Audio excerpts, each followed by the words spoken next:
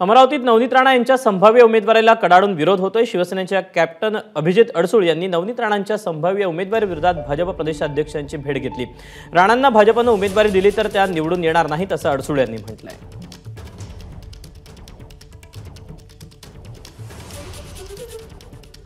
बावनकुळे साहेबांबरोबर अतिशय चांगल्या पद्धतीने जवळजवळ 1-1.5 तास चर्चा त्या ठिकाणी झाली आणि सर्व विषय त्यांना सांगण्यात आलेले आहेत। कशा पद्धतीने या ठिकाणी सर्व पक्षीय विरोध त्यांना आहे।